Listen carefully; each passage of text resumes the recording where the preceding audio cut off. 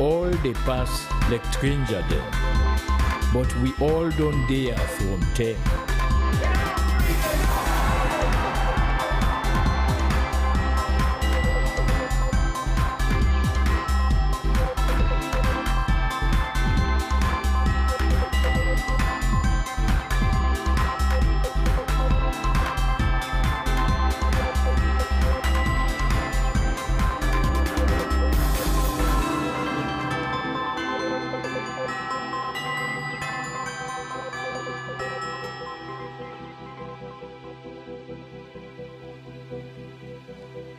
Come here, and you'll feel it, that end of the line sense of freedom. Say yes to Freetown. Say yes to freedom. You are watching the Sierra Leone Broadcasting Corporation television here in the Ministry of Communications, Innovation and Technology. Well, this ministry came into existence in the second term of President Julius Maada Bio, owing to the fact that he had in mind the intention to transform this country to modernly innovation, technology, as the case may be. But in this ministry, there are different programs or projects that are being implemented to ensure that things actually work in line with the agenda of the President Julius Maada Bio. Well, today we are here to talk about something that I believe is of interest to many Sierra Leoneans. Well, some of us do not know. I don't know for others, but I believe that it is a novelty in this country. We are here to talk about the Felicity, the Tech City Startup World Cup West Africa semi-finals, which is to be hosted by Sierra Leone. That is what we are going to talk about. In the first place, we are going to establish what is this project. I mean, the Felicity City Tech Startup project in the first place. So, which is why I have here the Chief Executive Officer of the Felicity, the Tech City project, and he is David E. Manbi. Welcome to the program, Mr. Manbi. Thank you. Thank you. Well, by the way, I am Sheku Smaila. But then let us start with this and Tech City. Just give us a brief background to this particular project. Thank you, Mr. Smaila. Thank you, everyone who's tuned in. The Tech City was launched by His Excellency the President at last year's Tech and Innovation Summit, which was hosted by the Ministry of Communication, Technology and Innovation. The goal of the Tech City was to set up the environment, the enabling environment that would set Sierra Leone as the regional hub for innovation and entrepreneurship. So leading on to that, we all know His Excellency's vision for tech and innovation that started off from his very first time when he set up the STI, when he appointed the Chief Innovation Officer. It was because he knew the value of innovation and entrepreneurship, and he wanted it to be the centerpiece of his government. At the second time, when they came up with the Big Five that will guide what the development agenda would be, tech infrastructure was one of the Big Five. And not just one of the Big Five, it's also an enabler for all the other four in the Big Five. So it was strategic that His Excellency will place a lot of faith in the value of.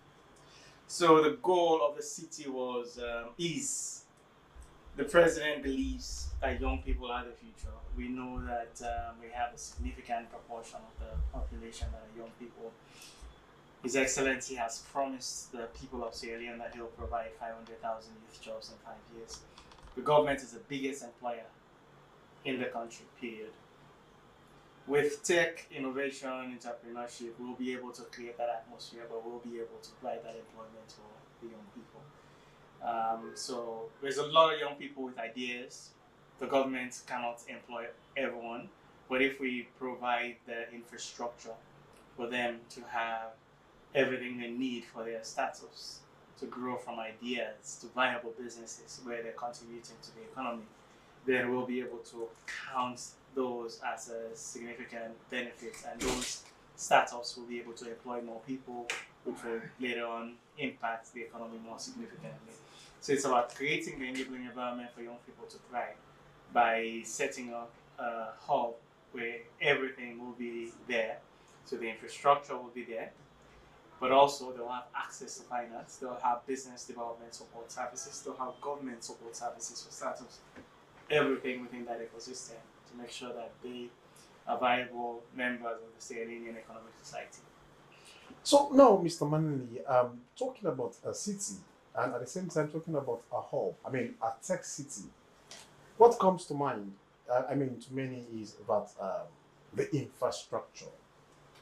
Do we have the infrastructure? Because it is about having like minds, or probably people with different skills to exhibit what they know or what they can do. But the infrastructure has to be there. So let's talk about infrastructure. Yes, let's talk about infrastructure. Infrastructure is just one part of the project. Oh. It's a significant part, but it's just one part of the project. Oh. Because even if you have the infrastructure, you need the community to thrive. You need the community to have access to finance, which are the things that we've made the most significant progress on. But in terms of the infrastructure, the beauty about this project is the government does not see it as a government project. We see it as public-private partnership. A lot of private sector have actually started engaging in this space. And we don't want to just take over and say government is going to build this and run. We're going to have partnerships with the private sector.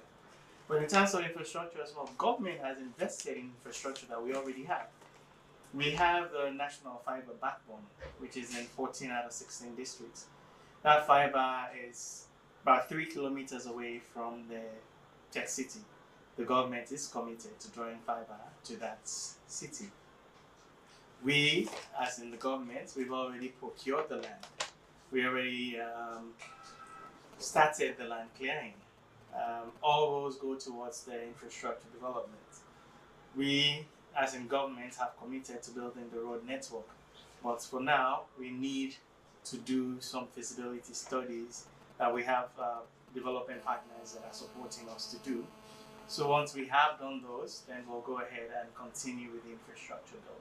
But in terms of the infrastructure, yes, it's a massive undertaking. It is only just one part of the project, and the government is looking at the private sector to partner with, but the government already has its own commitments to the infrastructure that we've started. So let us talk about also the willingness of the private sector, because based on what you said, it seems as though there is this partnership, or you believe in partnerships for this to work. The Tech City project to work.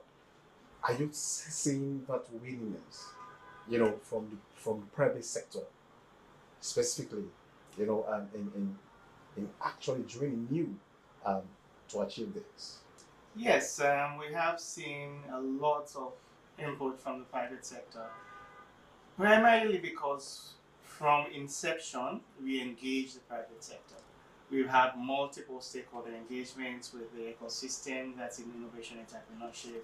We've engaged private sector. We even did innovation entrepreneurship strategy validation that involved the private sector, and one of the things we talked about was the Tech City.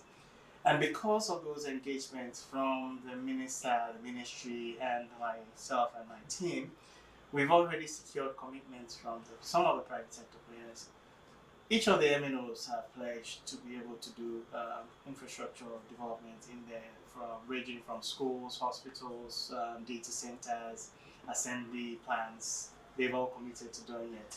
We also have one other private sector player that's going to set up an assembly plant for e-vehicles.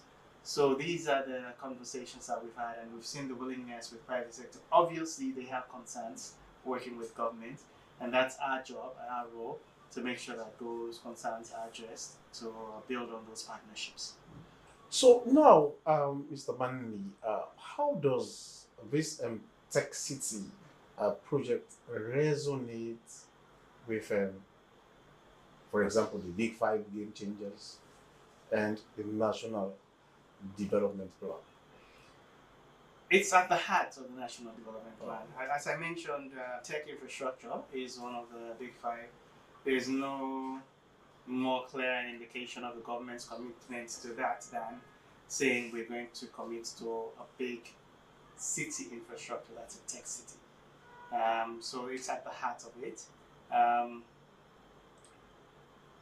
At the start of all these conversations, one thing that came up, you need a few strategic investments in infrastructure for tech to kick off.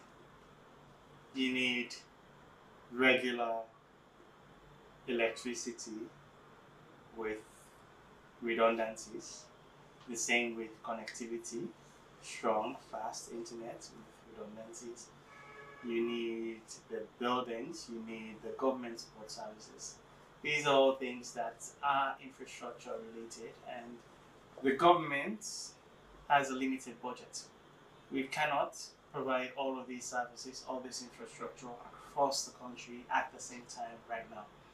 What we can do is guide all this infrastructure to a single point where we can then bring a community of tech innovators and entrepreneurs to make sure that they have everything that they do, everything that they need to grow that ecosystem, which is what the government is investing in. And the tech city is at the heart of the medium-term national development plan and the Big Five game changers that have been identified by His Excellency the President. So now, Mr. Manley, let us know the stage at which you're in right now. Because this is about creativity, and it is about also identifying Sierra Leoneans with talents for them to be part of this tech business, for Sierra Leone to actually go digital. But then, when it comes to identification, how do you go about? Because I know that there are young, compatriots who are doing their bit in some little corners. I mean, guys who are not known, who've not been uncovered or discovered, as the case may be. So how do you pick them up? We don't do this in a vacuum. So it's a blessing that this project is housed in the Ministry of Communication, Technology and Innovation. Ministry of Communication, Technology and Innovation also oversees the Directorate of Science, Technology and Innovation as one of the agencies, one of the directorates under it. And there's a whole Sierra Leone digital transformation project that's housed in the Ministry of Communication. Each of these entities that I've identified are doing hackathons, pitch competitions. We did a whole agriculture innovation challenge last year where the top 3 winners actually came from up in the provinces. They came from Kono District. This year, the digital transformation project is supporting the ministry in doing an investment innovation challenge that will be that the finalists will be announced at the tech summits by the ministry. And for that, we actually did competitions in every region, and the qualifiers from those regions are going to participate in the nationals. So we make sure we involve everyone, and we try to tap into, because we know that innovation is not seated in Freetown, it's not seated in just the urban areas. There are people who are involved in innovation and entrepreneurship across the continent. So we try, based on the fact that we have all these networks that we're tapping into, to involve them more. This competition that I want to talk about, that's actually the heart of this conversation. Yes, we'll come to the competition. We are just laying is the foundation. We are laying the ground, for the discourse, because the main focus here is talk about, how Sierra Leone came about, hosting this very important, competition. For the fact that this ministry is a very new ministry comparatively, and now we are hosting, which is a national pride, in a way. But let us talk about the project itself now in terms of, every project has got a timeline. What's the timeline and where are we now as a nation? How far you've gone? It's a 5-year project. Okay. We're in year one, phase one. Phase one is about, I mentioned earlier, there's an infrastructure component, a big, significant infrastructure component. Okay. And then it's also a public-private partnership. For those two things, you cannot rush development because the government is not funding this entirely. We have commitments that we've made to the base infrastructure and the government support services and the support around the regulations. But in terms of the big infrastructure spending, that's going to be private sector. You're not going to get private sector to invest in a business when they don't see what their return on investment is, when they don't see what the business plan is, when they don't see what the economic impact analysis is. So these are all things that are stated to be done in year one. Once we have completed those in year one, then we'll go ahead and start having the discussions with investors around what the investment portfolio would be to the city. That's in terms of where we are for the infrastructure. In terms of the timeline, we know that we are going to require those feasibility assessments, which we've already sought and received committed funding for from the African Development Bank. That's not been discussed yet, but they've committed to doing it. But while we're waiting for that, while we're waiting to conduct all the feasibility assessments, while we're waiting to do the social impact assessment, we are not sitting on our hands and waiting. That's why we're building the community, that's why we're engaging with stakeholders, that's why we're having competitions, that's why we're having conversations with investors to showcase. Because the Sierra Leone innovation entrepreneurship ecosystem is not just sitting down waiting for the city to exist. We are actually doing things. So it's around corralling that into community that is geared towards the common vision, which is setting up Sierra Leone as a regional hub for innovation and entrepreneurship. Okay, thank you so much. I'm talking to David Imanli, who is the Chief Executive Officer of the Philly Tech City project. Well, this particular project through the Ministry of Communications, Technology and Innovation is to host a competition, and that is the Startup World Cup West Africa semi-finals, which is to be hosted here in Freetown. But now, Mr. Manley, let us talk about how did Sierra Leone come to hosting this particular competition? How do you come about? This competition is for startups. It's like the highlight for startups globally.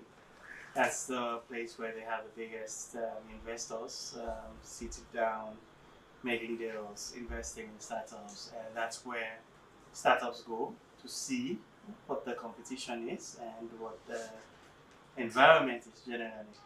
When the Tech City project was announced, we had a few people reach out to say, we can actually set up the city as a platform to be able to bring all these partners together, to bring startups, investors, and government players in one room to see, one,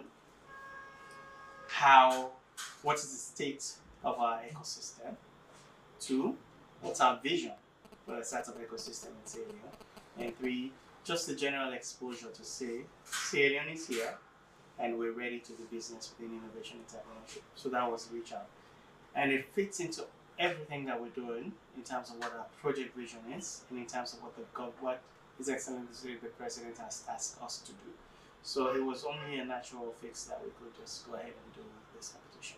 But for in a competition for somebody to kind of navigate to semi-finals, it means that that individual or individuals must have gone through some stages.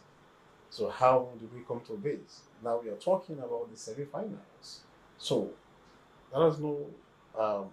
This is a regional competition, right? And it's a global competition. It's a global competition, Yes. and Sierra Leone is a participant. Well, Sierra Leone is a competitor in a way because it is a competition. So Sierra Leone is not a competitor. Sierra Leone is what? Sierra Leone is so Philly Tech City is a partner Okay. to the competition. All right. So the way it works and the reason why it's a semi-final is the finals happen at Silicon Valley in October.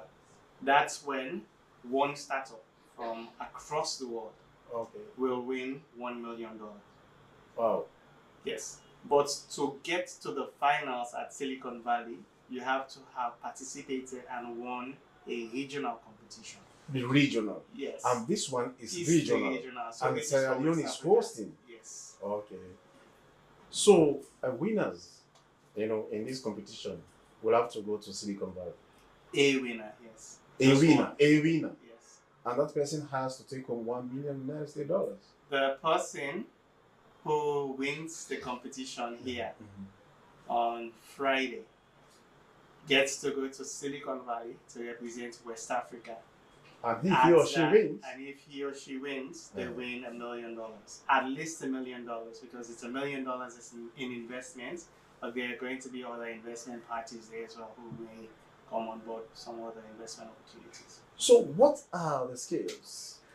This is about technology. It is about innovation. What is expected of the would-be winner? Well, in terms of pitch competitions worldwide, what people are looking for is an idea that's new, an idea that's impactful, an idea that is scalable. Because when these investors invest in your business, it's not about your social impact. What they're looking for is how they get their money back. So it's whether your business can be scaled so they can make money. It's whether your business creates impact and whether your business is a new idea. So that's generally what people are looking for. So does this require also developing a business plan?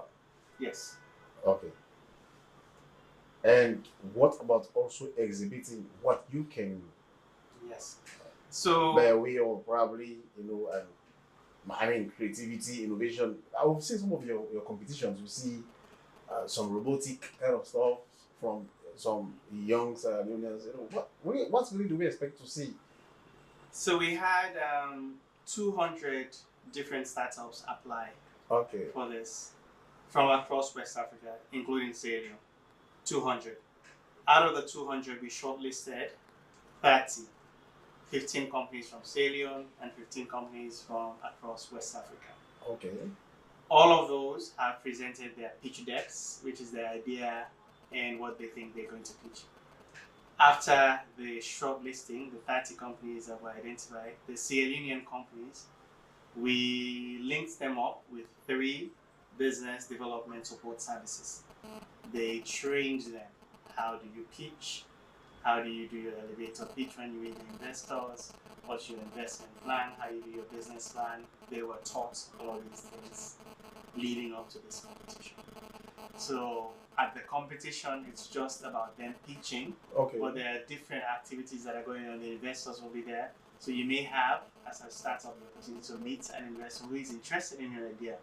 You need to sell your idea to them, because even though it's one person, one team that's winning, the investors are here looking at the next big idea. They're here to invest. So if they see something that they're interested in, they will invest. So it doesn't necessarily mean that if I take part in this competition, I'm not lucky enough, or probably I Well, there's going to be one winner. And you're talking about how many companies taking part in this 30. competition? 30. No, for 15 for Sierra 15 Leone from Sierra Leone, and 15 15 from for across the West other. Africa. And among the 30, only one winner will emerge. Yes. Okay, well then there are possibilities of you getting yourselves or your companies getting themselves attracted to will be probably investors will be around. Definitely investors will be around. We are bringing in investors, and we will have an investor roundtable for the Tech City on another day, which is the Saturday. We have 20 investors from across the world whose assets under management is up to $10 billion. So they'll be here. We shared the pitch decks with them. They have identified a few of the startups that they want to have conversations with, which we are facilitating as well. So it's not just about one winner representing West Africa. It's about the exposure of the startups to investors who are ready to invest in startups. Wow. So, Mr. Stanley, Mr. Manley, what makes this moment important to Sierra Leone's innovation and tech ecosystem? Well, a lot of things. This is the first time in the history of Sierra Leone that we're bringing investors specifically for tech, particularly investors that have $10 billion assets under management. When we say asset under management, all of these investors are venture capitalists, they are angel investors, and they control a portfolio of funds. So that's cumulatively what they're controlling under their portfolios. This is the first time that has happened. This is the first time most of the startups are meeting investors. And this is the first time that Sierra Leone is a hub for something as significant as that. But then, are you only probably? I mean, the eligibility criteria is that you must exist as a company. Is that true? Is that the case? That's one of the criteria, but we're not looking for applications now because we had opened the applications in October. We closed the applications in January, and then we shortlisted. So it's only the shortlisted teams that will be competing. No, I mean those that you've already shortlisted who are going to be part of this competition. I mean the 15 from Sierra Leone and the 15 from other countries in West Africa. They have to exist as a company. Yes, they are all registered businesses. Okay, businesses, yes. Not individuals. Not individuals, no. Okay. Now, and they must meet all what is expected of a limited ability company. No. Okay. Any company, because we just want you to have a regulatory framework, something that guides you. Okay. Investors, they say investors invest in people, but even though they invest in people, they want that structure. They're not going to say, you're not going to meet an investor and say, I have this idea, give me this money to do it. They want to know how they're going to recruit their money. They want it in a structure. So they want to deal with a business rather than an individual. But do you have any other way of, catering also for individuals? Because I know that we have talented Sierra Leoneans probably do not have the means to establish companies, but they have the talent. They can do it, and they are operating in their own differently to corners.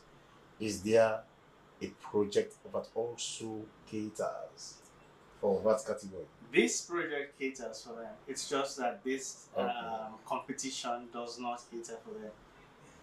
Every day, pitch competitions happen, hackathons happen. Orange Social Venture Fund, Innovation SL, they all do pitch competitions all the time. They seek the next new idea, the next new product. But when there's a winner, they always encourage the winner.